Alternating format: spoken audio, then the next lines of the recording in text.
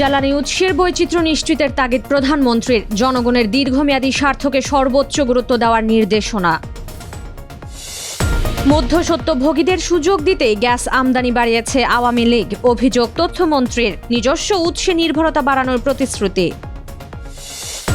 রাষ্ট্রপতি পদে 2টি মনোনয়ন ফরম সংগ্রহ বিএনপির, 11 দলীয় জোট থেকে প্রার্থী অলি আহমদ।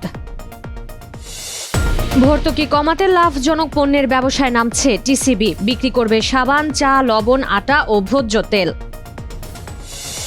অন্তর্বর্তী চুক্তি আবারও লঙ্ঘন হলে যুক্তরাষ্ট্রের সঙ্গে আর আলোচনা নয়, ইরানের হুঁশিয়ারি। হরমুজ চুক্তির পথে তেহরান, মাস্কাট।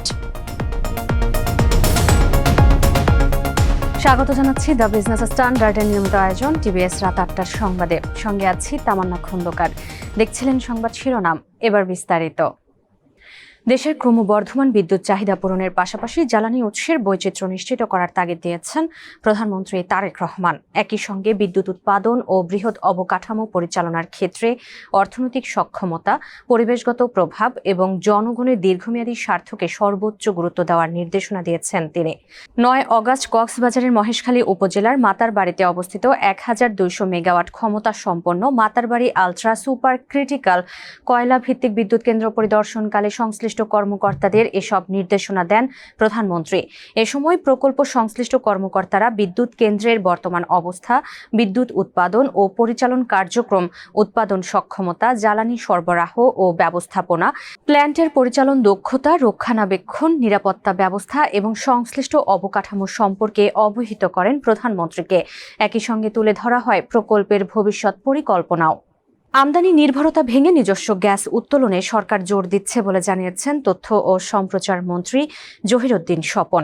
9 অগাস্ট দুপুরে বরিশাল নগরীর সদর রোডের অশ্বিনী কুমার হলে আঞ্চলিক পত্রিকা দৈনিক বিপ্লবী বাংলাদেশ এর 56 বছর পূর্তি উপলক্ষে আয়োজিত অনুষ্ঠানে প্রধান অতিথির বক্তব্যে তিনি কথা বলেন।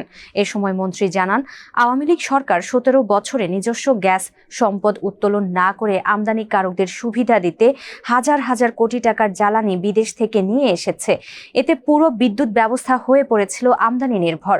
মধ্যস্বত্বভোগীদের লাভের সুযোগ দিতেই নিজস্ব উত্তোলন বন্ধ রেখে বেশি দামে গ্যাস আমদানি করা হয়েছে বলেও অভিযোগ করেন মন্ত্রী। রাষ্ট্রপতি নির্বাচনকে সামনে রেখে নির্বাচন কমিশনের রিটার্নিং কর্মকর্তার কার্যালয় থেকে 2টি মনোনয়নপত্র সংগ্রহ করেছে ক্ষমতাসীন বিএনপি। 9 অগাস্ট রাজধানীর আগারগাঁওয়ে ইসি কার্যালয় থেকে মনোনয়নপত্র 2টি সংগ্রহ করেন জাতীয় সংসদের চিফ হুইপ নুরুল ইসলাম মনি ও বিএনপির সিনিয়র যুগ্ম মহাসচিব রুহুল কবির রিজভী। এ তথ্য নিশ্চিত করেছেন জাতীয় সংসদের চিফ হুইপ নুরুল ইসলাম।